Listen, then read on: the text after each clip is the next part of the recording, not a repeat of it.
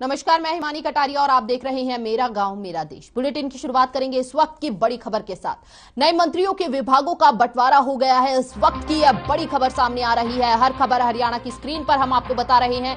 नए मंत्रियों के विभागों का बंटवारा हो चुका है। कमल गुप्ता, देवेंद्र बबली को अब विभाग मिल चुके हैं, उनकी नई जिम्मेदारियां मिली है उनको। आपको बता दें कि कमल गुप्ता को स्थानीय निकाय विभाग की जिम्मेदारी दी गई है, वहीं देवेंद्र बबली संभालेंगे पंचायती राज और पुरातत्व विभाग। तो ये दो विभाग हैं जो दोनों मंत्रियों को दिए गए हैं। हालांकि बड़े लंबे समय से ये कयास लगाए जा रहे थे कि कोई बड़ा मंत्रालय जो है इन मंत्रियों को मिल सकता है, लेकिन पहले ही सीएम ने स्पष्टीकरण कर दिया था कि कोई भी मंत्रालय में फेरबदल नहीं होगा और मंत्रिमंडल का विस्तार है सिर्फ, और ना ही किसी मंत्री की छुट्टी होगी। और ऐसा ही कुछ तस्वीरें देखने को मिली और इस वक्त की यह बड़ी खबर हम आपको बता रहे हैं, जहां पर डॉक्टर कमल गुप्ता को स्थानीय निकाय विभाग की जिम्मेदारी दी गई है। हालांकि इस बात की भी सुगबुगाहट है कि अनिल विज को इस बात से कहीं ना कहीं निराशा हुई है, लेकिन अभी इसका स्पष्टीकरण नहीं हो पाया है। देवेंद्र बबली पंचायती राज और पुरातत्व विभाग संभालेंगे। देखिए, देवेंद्र बबली को ग्रामीण विकास की जिम्मेदारी देने की बात चल रही थी, लेकिन ऐसे में सारी इन कयासों पर पानी फेरते हुए सीएम ने ये मास्टर स्ट्रोक खेला है। हालांकि ये नए विभाग जो हैं दोनों मंत्रियों को दिए गए हैं। अब ये नई जिम्मेदारियां दोनों विभागों द्वारा इन मंत्रियों को दी गई है। तो इस वक्त की बड़ी खबर हम आपको बता रहे हैं, नए मंत्रियों के विभागों का बंटवारा हो चुका है। लंबे समय से ये कयास लगाए जा रहे थे कि इन मंत्रियों को क्या कुछ मिलने वाला है, क्या कुछ जिम्मेदारियां रहने वाली है, और आज इस पर मोहर लग चुकी है, पूर्ण विराम लग चुका है। डॉक्टर कमल गुप्ता को स्थानीय निकाय विभाग की जिम्मेदारी दी गई है और वहीं अगर देवेंद्र बबली की बात की जाए तो उन्हें राज और पुरातत्व विभाग दिए गए हैं, पंचायती राज।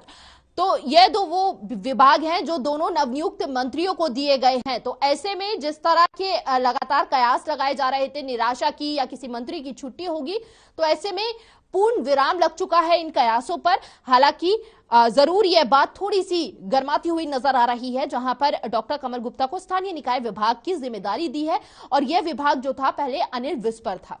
तो इस विभाग को लेकर कहीं ना कहीं इसकी नाराजगी देखी जा रही है।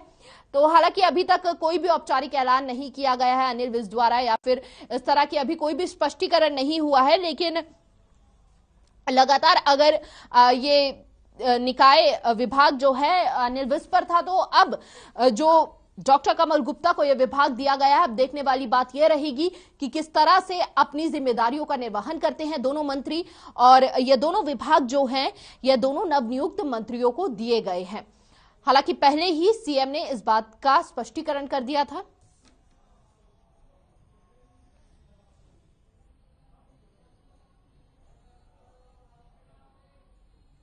और चलिए खबरों में आगे बढ़ेंगे। जेजेपी अध्यक्ष अजय चौटाला से मिलने के लिए देवेंद्र बबली पहुंचे। देवेंद्र बबली हरियाणा कैबिनेट का हिस्सा बनने के बाद अजय चौटाला से मिलने पहुंचे थे। अजय चौटाला और देवेंद्र बबली की यह मुलाकात सिरसा में हुई। वहीं बबली को नई जिम्मेदारी मिलने के बाद अजय चौटाला ने बधाई भी दी। नवनियुक्त कैबिनेट मंत्री देवेंद्र बबली बुधवार को बरनाला रोड स्थित रेस्ट हाउस में पहुंचे थे। यहां उन्होंने अधिकारियों से बातचीत की और इसके बाद जजपा के राष्ट्रीय अध्यक्ष अजय सिंह चौटाला का आशीर्वाद लेने उनके आवास पर पहुंचे। अजय सिंह चौटाला को बुके भेंट कर उनका अभिनंदन किया।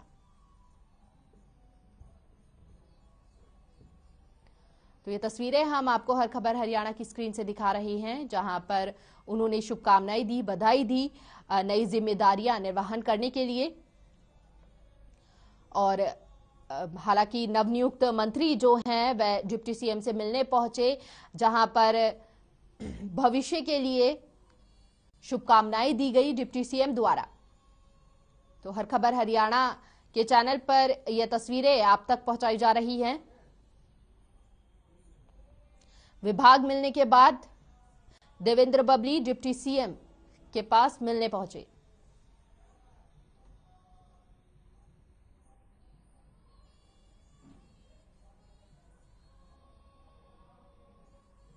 और खबर करनाल से है, जहां राज्यपाल बंडारू दत्तात्रेय करनाल पहुंचे और उन्होंने कल्पना चावला मेडिकल अस्पताल में पीएसए ऑक्सीजन प्लांट का उद्घाटन किया। इस ऑक्सीजन प्लांट से 1000 लीटर प्रति मिनट के हिसाब से हवा से ऑक्सीजन बनेगी। ऐसे 2 प्लांट लगाए हैं, यानी कि 2000 प्रति लीटर मिनट के हिसाब से ऑक्सीजन अस्पताल में ही तैयार होगा। इसका काफी फायदा इस कोरोना काल में रहेगा। वहीं जब वह कल्पना चावला मेडिकल अस्पताल पहुंचे तो सबसे पहले उनका स्वागत गार्ड ऑफ ऑनर देकर किया गया, जिसके बाद वो ओपीडी में गए और लोगों से मुलाकात की, साथ ही एमबीबीएस कर रहे तमाम छात्र छात्राओं से संवाद भी किया गया और उनके सवालों के जवाब भी दिए।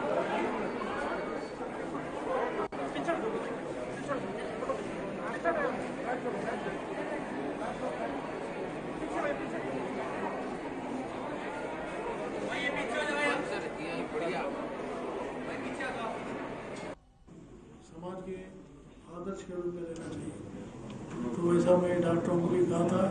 लेकिन जो भी कोई डॉक्टरों के ऊपर कभी हिंसा होती है उसको हम सहन नहीं रहेंगे। डॉक्टरों को बराबर कानून की तरफ से जो कार्रवाई होना चाहिए हम कड़ी से कड़ी कार्रवाई करेंगे और सरकार भी वही काम कर रही है।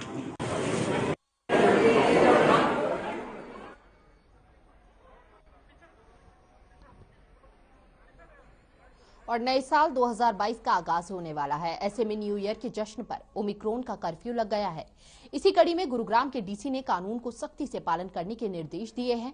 गुरुग्राम के डीसी की ओर से जारी किए गए निर्देश के अनुसार बहुत जरूरी होने पर ही सड़कों पर आने की इजाजत होगी। वहीं पब और बार कोविड नियमों का पालन करते हुए ही न्यू ईयर का जश्न मना सकेंगे। साइबर सिटी में लगातार बढ़ रहे कोरोना के मामलों और ओमिक्रॉन के बढ़ते खतरे को देखते हुए नाइट कर्फ्यू तो पहले से ही लागू कर दिया गया था। रात 11 बजे से सुबह 5 बजे तक नाइट कर्फ्यू लगाया गया है। इस दौरान आपातकालीन सेवाओं को छोड़कर सभी आवाजाही पर प्रतिबंध है। इसके साथ ही गुरुग्राम के डीसी ने लोगों से अपील करते हुए कहा कि न्यू ईयर का जश्न अपने घरों में ही मनाएं।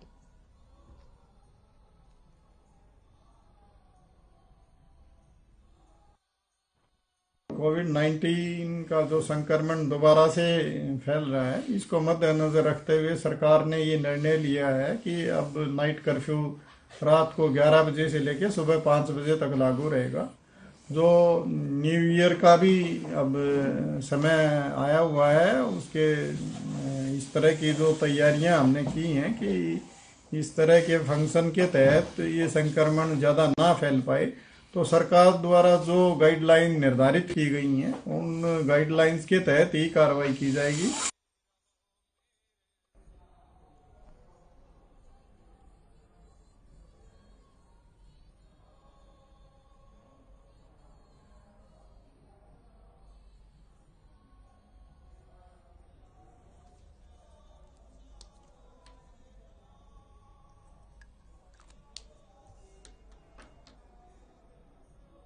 और इस वक्त की बड़ी खबर सामने आ रही है। सीएम मनोहर लाल ने आंगनबाड़ी वर्कर्स को तोहफा दिया है। इस वक्त की बड़ी खबर सामने आई है। सीएम मनोहर लाल ने ऐलान किया है आंगनबाड़ी वर्कर्स को यह बड़ा तोहफा दिया गया है। अब रिटायरमेंट पे और हेल्पर को रिटायरमेंट पर मिलेगी 50,000 रुपए की राशि। 2 साल का एरियर देने का भी ऐलान किया गया है। तो यह बड़ा तोहफा नववर्ष से पहले आंगनबाड़ी वर्कर्स के लिए, जहां पर यह बड़ा तोहफा, बड़ी सौगात आंगनबाड़ी वर्कर्स को देते हुए सीएम मनोहर लाल ने यह ऐलान किया है। हेल्पर को रिटायरमेंट पर 50,000 रुपए की राशि दी जाएगी और ऐसे में यह बड़ी सौगात आंगनबाड़ी वर्कर्स के लिए सीएम द्वारा, जहां पर उन्होंने कहा कि अब नववर्ष का यह बड़ा तोहफा आंगनबाड़ी वर्कर्स को रिटायरमेंट पर मिलेगा 1 लाख रुपए, हेल्पर को रिटायरमेंट पर मिलेंगे 50,000 रुपए की राशि, आयुष्मान भारत योजना का लाभ भी मिलेगा। तो यह बड़ी जानकारी इस वक्त हरियाणा खबर की स्क्रीन पर आपको दिखा रहे हैं। हर खबर हरियाणा की स्क्रीन पर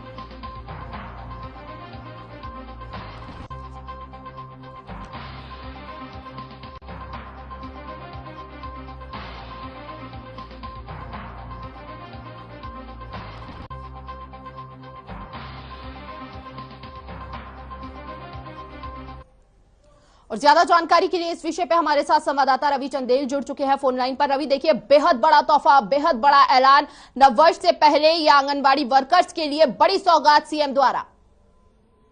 जी बिल्कुल, जिस तरीके से लगातार जो है पीछे अटकलें चल रही थी कि आंगनवाड़ी वर्कर्स को जो है वो हटाया जाएगा, उसके परिणाम स्वरूप ये बहुत बड़ी सौगात है आंगनवाड़ी वर्कर्स को जो मुख्यमंत्री मनोहर लाल खट्टर ने दी है। अब न सिर्फ इन्हें जो है बाकायदा जो है बनाया जोड़ा रहने दिया जाएगा, बल्कि अब जो इनके रिटायरमेंट पे जो है, अगर आंगनवाड़ी वर्कर्स रिटायर होते हैं तो उन्हें लगभग 1 लाख रुपए की राशि जो है वो दी जाएगी। वहीं अगर हेल्पर्स की बात करें तो 50,000 की राशि जो है वो दी जाएगी। और ये जो राशि है जो आफ्टर रिटायरमेंट जो है वो उन्हीं आंगनवाड़ी वर्कर्स को मिलेगा, हेल्पर्स को मिलेगा जो 31 दिसंबर 2021 को रिटायर होंगे। इसके अलावा जिस तरीके से आंगनवाड़ी वर्कर्स को जो है आयुष्मान भारत योजना के तहत जो है वो जोड़ा गया है, यदि किसी भी आंगनवाड़ी वर्कर्स की दुर्घटनाग्रस्त या कोई भी अनहोनी जो होती है तो उस विषय में जो है इन्हें लगभग 2 लाख रुपए की राशि जो है वो दी जाएगी। वहीं अगर बात की जाए 2019 और 20 की, तो 2019 और 2020 और 21 का जो एरियर होगा वो भी इन्हें जो है वो अब मुहैया करवाया जाएगा। इसके साथ ही साथ जिस तरीके से कोविड-19 के दौरान जो है आंगनवाड़ी वर्कर्स ने कार्य किया है, तो उनको देखते हुए 1000 रुपए की प्रोत्साहन राशि भी दी जाएगी। तो वहीं देखा जाए तो लगभग सितंबर 2020 से जो है 400 रुपए का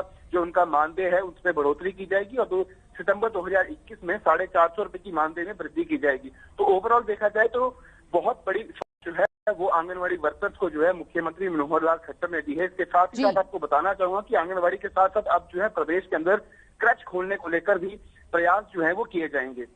जी देखिए, लंबे समय से आंगनवाड़ी वर्कर्स तमाम मांगों को लेकर काफी निराश नजर आ रही थी, लेकिन जिस तरह से ये बड़ा ऐलान सीएम द्वारा किया गया है, अब क्या कुछ कहना है आंगनवाड़ी वर्कर्स का? क्या खुशी की लहर देखने को मिल रही है वहाँ?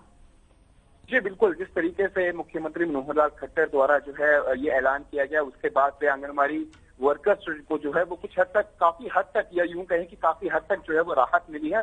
और जिस तरीके से एक नई पॉलिसी लाई जाएगी ताकि आंगनवाड़ी वर्कर्स जो है वो लिखित परीक्षा के माध्यम से सुपरवाइजर भी बन सकते हैं। तो ये बहुत बड़ी सौगात है कि जो आंगनवाड़ी वर्कर्स जो हैं, जो पढ़े लिखे हैं, जो आगे प्रगतिशील जो सोच रखते हैं, तो यदि वो परीक्षा को जो है उत्तीर्ण करते हैं तो परीक्षा के उत्तीर्ण होने के बाद जो है वो सुपरवाइजर के पद पर भी उन्हें तैनात किया जाएगा। तो ये बहुत बड़ी सौगात जो है नववर्ष के रूप में नववर्ष को जो है वो आंगनवाड़ी वर्कर्स को जो है और साथ ही साथ हेल्पर्स को दी जा रही है। जी देखिए, नववर्ष से पहले सीएम द्वारा ये बड़ी सौगात दी गई है, लेकिन आपको इस बीच ये भी जानना चाहेंगे आपसे कि देखिए, लंबे समय से आंगनवाड़ी वर्कर्स जो है तमाम मांगों को लेकर शिकायतें की जो लंबी लिस्ट तैयार की हुई थी, क्या अब उन लंबी लिस्टों को खत्म करने का ये मौका है जब सीएम ने ये बड़ी सौगात ऐलान की है? और साथ ही साथ आपको बता दें कि कोरोना काल में जो वेतन को लेकर ये तमाम मांगे कर रही थी और लंबे समय से, अब ये जो सौगात दी गई है ये कब तक जारी होगी? जी बिल्कुल, अब ये लगभग जो है अब जो है कुछ ही नववर्ष में ये सौगात जो है जो मनोहर लाल खट्टर ने दी है, ये नववर्ष से एग्जीक्यूट होना शुरू हो जाएगी। और साथ ही आपको बताना चाहूंगा कि जिस तरीके से जो लंबी फहरिस्त थी आंगनवाड़ी वर्कर्स की थी उन्हें जो है उनका उचित मानदेय जो है वो नहीं दिया जा रहा। साथ ही साथ जिस तरीके से कोरोना काल के दौरान जो उन्होंने कार्य किए हैं, उस दौरान सरकार ने ऐलान किया था कि 1000 रुपए की प्रोत्साहन राशि जो है वो उन्हें दी जाएगी, लेकिन वो उनके खातों में नहीं पहुंची थी, जिसको लेकर भी काफी ज्यादा रोष जो है वो देखने को मिल रहा था आंगनवाड़ी वर्कर्स में। और साथ ही साथ जिस तरीके से जो आंगनवाड़ी केंद्र थे उनका जो किराए थे वो काफी लंबे समय से जो अटके पड़े थे, उनके किरायों का भुगतान नहीं हुआ था आंगनवाड़ी केंद्रों का। तो अब ये जो घोषणा की गई है इसके अंदर साफ तौर पर कहा गया है कि 1000 रुपए की प्रोत्साहन राशि जो कोरोना काल के दौरान जो ऐलान किया गया था वो भी मिलेगी।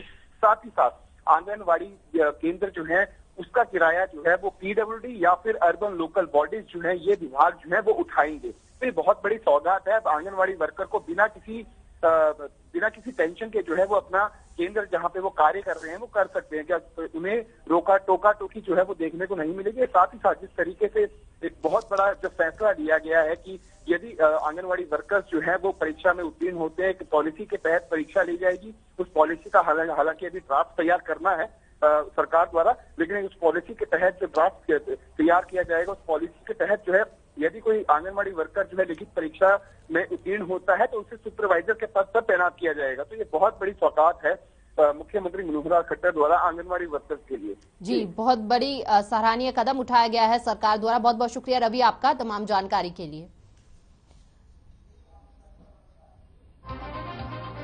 सीएम द्वारा यह बड़ा ऐलान किया गया जहां पर नववर्ष से पहले ही आंगनबाड़ी वर्कर्स को यह बड़ी सौगात दी गई है सीएम मनोहर लाल द्वारा, जहां पर सहायता राशि जो है वर्कर्स को दी जाएगी। आंगनबाड़ी वर्कर्स को रिटायरमेंट पर 1 लाख की राशि का ऐलान किया है। साथ ही साथ हेल्पर रिटायरमेंट पर 50,000 रुपए की राशि का यह बड़ा ऐलान किया है। चलिए आगे बढ़ते हैं। प्रधानमंत्री नरेंद्र मोदी के ऐलान के बाद 3 जनवरी से देश भर में 15 साल से 18 साल तक के बच्चों को कोरोना की वैक्सीन लगाई जाएगी। इसी कड़ी में गुरुग्राम स्वास्थ्य विभाग ने भी वैक्सीन लगाने की प्रक्रिया को और तेज कर दिया है और ऐसे में इसके लिए तमाम तैयारियां पूरी कर ली गई हैं। स्वास्थ्य विभाग की तरफ से तमाम स्कूल प्रबंधन से संपर्क कर डाटा इकट्ठा किया गया है। इसी के अंतर्गत कुछ स्कूलों में वैक्सीनेशन केंद्र भी बनाए जाएंगे। आपको बता दें कि गुरुग्राम में जनसंख्या के आधार पर करीब 2 लाख बच्चों को वैक्सीन लगेगी। वहीं 2007 और उससे पहले जन्म तिथि वाले रजिस्ट्रेशन करा सकेंगे।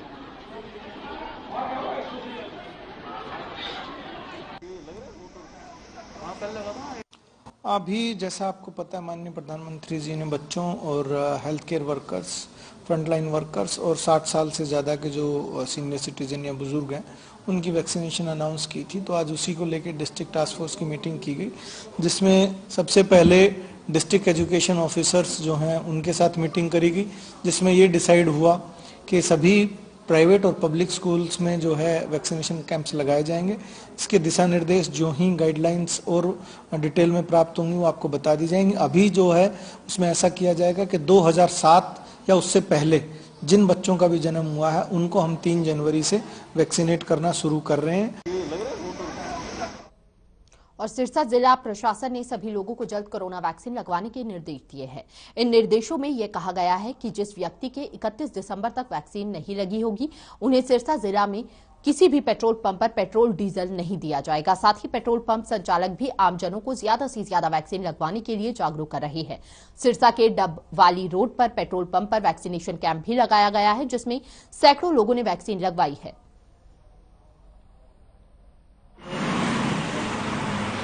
देखिए, जिला प्रशासन की तरफ से हमारे जहाँ पे भी बस स्टैंड है, पेट्रोल पंप है, डिपो हैं, वहाँ पर हमारी जो टीमें हैं वैक्सीनेशन वो कर रही हैं और पीछे काफ़ी रफ्तार भी पकड़ी है। और हमारा ये टारगेट है कि 31 दिसंबर तक लगभग सभी को वैक्सीन लगे।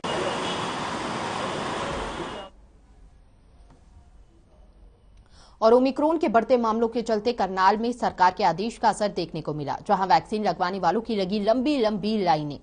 बता दें कि सरकार ने गाइडलाइन जारी की है कि जिन लोगों ने वैक्सीन नहीं लगवाई है उन्हें शॉपिंग मॉल, स्कूल और सरकारी संस्थानों में 1 जनवरी से एंट्री नहीं दी जाएगी, जिसके चलते अब लोग भारी संख्या में वैक्सीन लगवाने पहुंच रहे हैं। वहीं डीसी निशांत कुमार ने कहा कि पिछले 2 दिनों से जिले में 20,000 लोग रोजाना वैक्सीन की डोज लगवा रहे हैं। इसमें शहर के जितने भी ढाबा है, होटल्स हैं, रेस्टोरेंट्स हैं, उन सभी के एसोसिएशंस को बुलाया गया है, डिपोज को बुलाया गया है, सभी सरकारी डिपार्टमेंट्स को बुलाया गया है। इस बारे में हम जो है सभी विभागों को भी हिदायतें देंगे कि 1 तारीख के बाद किसी भी सरकारी दफ्तर में जिन लोगों ने 2 डोज नहीं लगवाई या जो फर्स्ट डोज अगर लगवाई है और 3 महीने के अंदर अंदर लगवाई है तो वो सर्टिफिकेट दिखाने पे ही सरकारी दफ्तरों में प्रवेश मिलेगा। इसी प्रकार से hotel, restaurants, dhaba, cinema, shops, हर जगह इसी की तर्ज पे ही प्रवेश दिया जाएगा। तो आज जो है इस बैठक में विस्तृत चर्चा। देखिए, देश और प्रदेश में ओमिक्रॉन और कोरोना के खतरे को देखते हुए सरकार लगातार कड़े कदम उठा रही है और इसी कड़ी में सोनीपत सिविल लाइन थाना प्रभारी सवित कुमार ने जिले की सबसे बड़ी और व्यस्तम मार्केट कच्चे क्वार्टर के प्रधानों की बैठक बुलाई और कोरोना नियमों की ज्यादा से ज्यादा पालना और नाइट कर्फ्यू के बारे में जानकारी दी। वहीं बैठक के बाद भी दुकानदारों में कोई डर नहीं दिखा। मार्केट में ग्राहकों की भारी भीड़ दिखाई दी। वहीं जब ग्राउंड जीरो पर हकीकत जानने की कोशिश की गई तो पुलिस प्रशासन महज दफ्तरों में बैठकर ही अल्टीमेटम देती नजर आई और जब मेन मार्केट में जाकर देखा गया तो दुकानों पर भारी भीड़ देखी गई। और सबसे बड़ी बात तो ये थी कि लगभग सभी लोग जो थे वहां पर बिना मास्क के ही नजर आ रहे थे।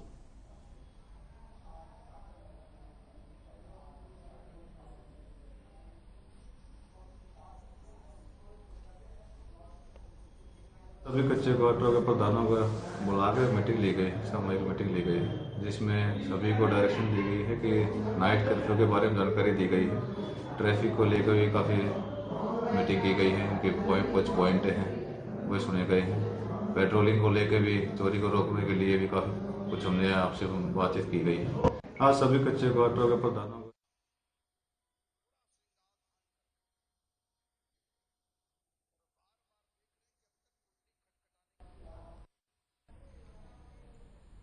और अमृतसर के गुरुद्वारे में जो घटना घटी थी उसको मद्देनजर रखते हुए जींद गुरुद्वारे की सुरक्षा को बढ़ा दिया गया है। वहीं 3 कर्मचारियों की गुरुद्वारे की गेट पर ड्यूटी लगाई गई है और साथ ही जो भी श्रद्धालु आएंगे उन पर नजर भी रखी जाएगी। दरअसल अमृतसर गुरुद्वारे में एक आदमी गुरु के ग्रंथ को लाकर भाग गया था, जिसके बाद भीड़ ने उसे पीट पीट कर मार डाला था।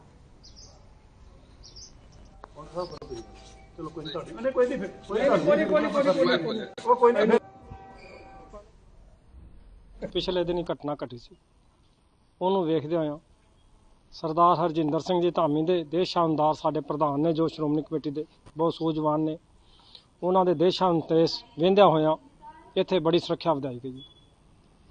ਸਾਰੇ ਮੈਨੇਜਰਾਂ ਨੂੰ ਅੰਮ੍ਰਿਤਸਰ ਸੈਕਟਰੀ ਵੱਲੋਂ ਆਦੇਸ਼ ਹੋਇਆ, ਸਾਨੂੰ ਮੈਂਬਰਾਂ ਨੂੰ ਪ੍ਰਧਾਨ ਜੀ ਵੱਲੋਂ ਆਦੇਸ਼ ਹੋਇਆ भी पूरी चौकसी बताओ। यमुनानगर के टोल प्लाजा पर 4 साहिबजादा के फाड़े गए पोस्टर को लेकर सिख समुदाय ने गधौला टोल प्लाजा पर जाम लगा दिया और फाड़े गए पोस्टर को लेकर आरोपियों की मांग करने लगी। वहीं कुछ देर के बाद पुलिस ने मौके को संभालते हुए टोल प्लाजा के मैनेजर और सुपरवाइजर के साथ 2 अन्य व्यक्तियों के खिलाफ मामला दर्ज करके सिख समुदाय को शांत किया।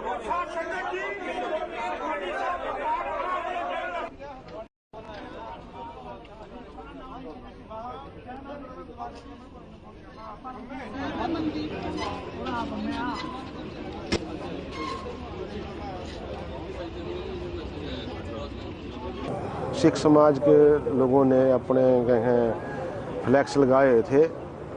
अपना शहीदी दिवस मनाया जा रहा था 7 दिन के लिए 8 दिन के लिए, जो टेम्परेरी तौर पे फ्लैक्स लगाए थे। और वो क्या हैं रूटीन में इन्होंने क्या हैं टोल प्लाजा वाले जो कर्मचारी हैं उनके वर्करों ने उठा के पाड़ कर ले आए थे और जो फ्लैक्स वो इन्होंने खुर्द-बुर्द कर दिए, जिसके रोष में आकर बेअदबी के चक्कर में आकर इन्होंने क्या है सिख समाज के लोगों ने विरोध किया है।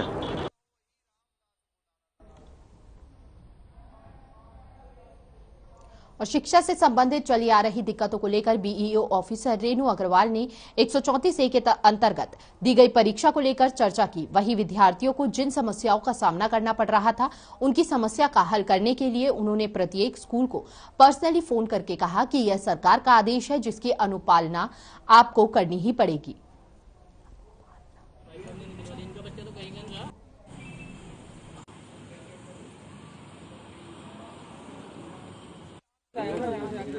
मार्च अप्रैल का रख रहे हो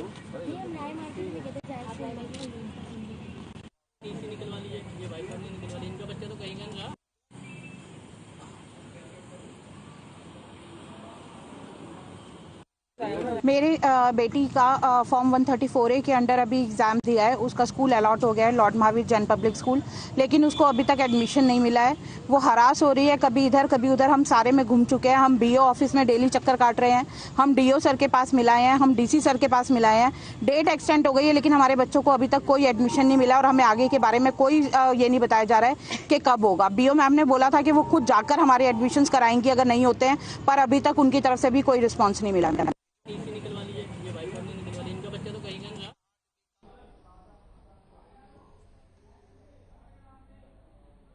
और रतिया में पुलिस ने सार्थक किया सेवा सुरक्षा सहयोग का नारा। गरीब झुग्गी झोपड़ी वाले बच्चों को गर्म जूते, कंबल और मास्क वितरित किए। कड़ाके की सर्दी के चलते पुलिस विभाग ने रतिया की झुग्गी झोपड़ी यानी स्लम एरिया में रहने वाले गरीब बच्चों को गर्म कपड़े बांटे, जिसे पाकर बच्चे काफी खुश नजर आए और पुलिस का धन्यवाद किया। वहीं traffic police head constable Jasvinder Singh ने बताया कि विभाग ने सामाजिक संगठनों के सहयोग से झुग्गी झोपड़ी में रहने वाले गरीब बच्चों तथा उनके अभिभावकों को बूट जुराबे देकर उनको ठंड से बचाने का प्रयास किया है।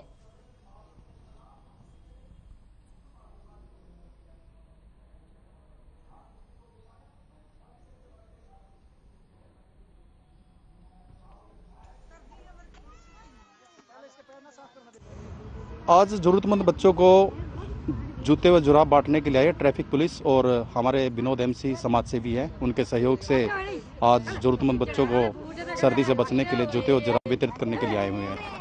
पहले नंगे पैर फिरदे सी, ठंड लगदी सी, बोखा पाड़दे सी, सानू डर लग रहा सी। पुलिस वाले तो सानू पकड़ के ना लैन, गड्डी च ना पाकर लैन, थाने ना कर देन।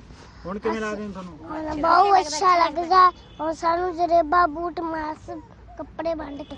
आज ट्रैफिक पुलिस हमारे जसविंदर भाई साहब, मनोज भाई साहब, जो कि पहले भी बहुत बढ़िया काम करते रहते, आज भी उन्होंने जो गरीब बस्ती में झुग्गी झोंपड़ी वाले बच्चे हैं जो नंगे पांव सर्दी में घूम रहे हैं, उनको जूते, जुराबें, मास्क पहनाने का बहुत ही अच्छा कदम उन्होंने पहल किया है। पहले भी इन्होंने बहुत ही अच्छे।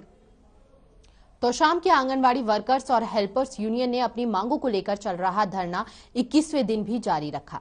आंगनवाड़ी वर्कर्स तो शाम के तिकोना पार्क में अनिश्चितकालीन धरने पर बैठी हैं। आंगनवाड़ी कार्यकर्ताओं ने आज एक बार फिर से हुंकार भरी और सरकार के खिलाफ नारेबाजी की। बता दें कि आंगनवाड़ी वर्कर्स अपनी 19 मांगों को लेकर धरना दे रही हैं। प्रदर्शनकारी वर्कर्स का कहना है कि वो अपने सम्मान की लड़ाई लड़ रही हैं और जब तक उनकी मांगे पूरी नहीं होंगी तब तक आंदोलन जारी रहेगा। हालांकि सीएम ने इस बीच बड़ा ऐलान किया है। अब देखने वाली बात यह रहेगी कि अब यह धरना कब तक जारी रहेगा।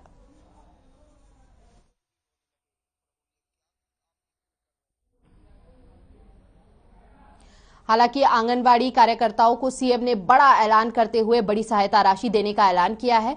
अब देखने वाली बात यह रहेगी कि आखिर ये धरना कब तक समाप्त होगा। फिलहाल इस बुलेटिन में इतना ही। देश और दुनिया की हर खबर के लिए बने रहिए हर खबर हरियाणा के साथ। नमस्कार।